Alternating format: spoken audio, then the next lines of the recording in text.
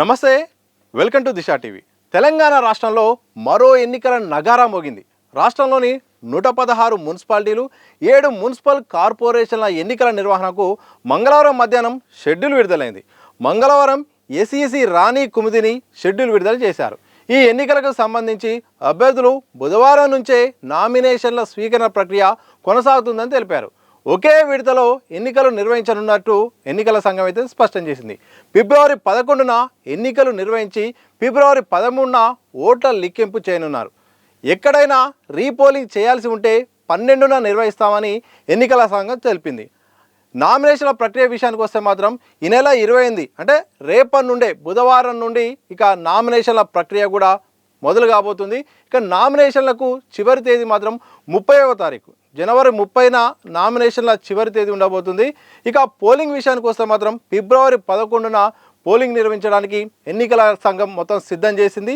ఇక ఆ ఏర్పాట్లు కూడా అంటే కేంద్రాల్లో కావాల్సిన సిబ్బంది అయితేంది, పోలింగ్ బూత్ సంబంధించిన వ్యవహారము, ఎన్నికల నిర్వహణ సంబంధించింది కూడా కొనసాగుతుంది.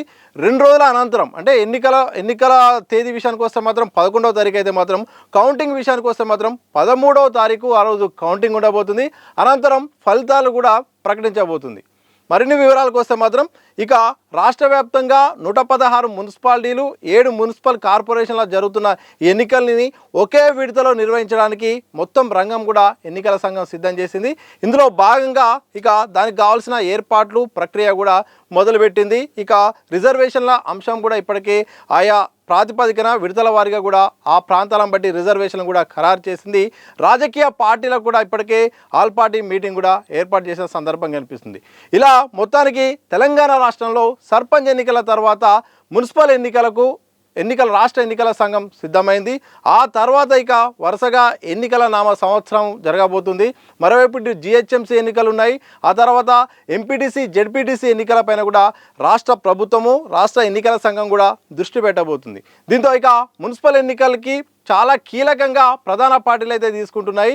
ఎందుకంటే ఈసారి రాజకీయ పార్టీల గుర్తులతో జరిగే ఎన్నికల కారణంగా దీన్ని సీరియస్గా తీసుకొని ప్రజల ఓటు అనేది నాడి మా వైపే ఉందని చెప్పుకోవడానికి ఇటు అధికార కాంగ్రెస్ పార్టీ అలాగే ప్రతిపక్ష పార్టీలైన బీఆర్ఎస్, బీజేపీ కూడా వాళ్ళ వ్యూహాలు వాళ్ళు రచిస్తున్నాయి. మిగతా పార్టీలు కూడా కమ్యూనిస్టు పార్టీలు తమ బలాన్ని చాటుకోవాలని చూస్తున్నాయి. ఇదే సందర్భంలో మజ్లిస్ పార్టీ కూడా అర్బన్లో తమకంటూ ఓట్ బ్యాంక్ ఉంది.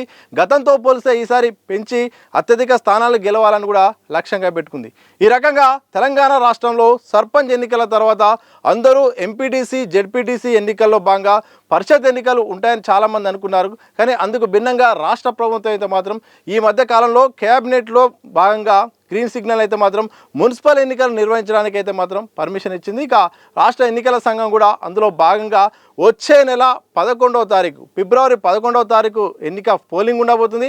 13వ తారీఖు అయితే మాత్రం మున్సిపల్ ఎన్నికల ఫలితాలు ఒకే విడతలో, ఒకే దశలో, ఒకే రోజు అంటే అదే రోజు కౌంటింగ్ ఉంటుంది. ఫలితాలు కూడా లెక్కించే అవకాశాలు ఉండి ఫలితాలు కూడా చెప్పడానికి అయితే మాత్రం రాష్ట్ర ఎన్నికల సంఘం అయితే సిద్ధమవుతుంది. మరి చూడాలి, మరి ఎన్నికల సంఘం ప్రకటించిన ఈ నేపథ్యంలో మరి తెలంగాణ రాజకీయాలు ఎలా ఉంటాయి, రాజకీయ పార్టీలు ఎలాంటి వ్యూహాలతో ముందడుగేస్తున్నాయి, అలాగే రెబల్స్ ఎవరికి నష్టం చేస్తారు, మరి అభ్యర్థులను ఎన్నుకునే క్రమంలో ఎవరెవరికి బీఫామ్లు ఇస్తారు, ఆ యొక్క రాజకీయ పరిణామాలు కూడా మరికొద్ది రోజుల్లో తెలంగాణ రాష్ట్రంలో ఒక స్పష్టంగా కనిపించే అవకాశాలు అయితే కనిపిస్తున్నాయి. చూడాలి మరి మున్సిపల్ ఎన్నికల్లో మరి ప్రజల నాడి, ప్రజల ఓటు అనేది ఎటువైపు మళ్ళబోతుంది.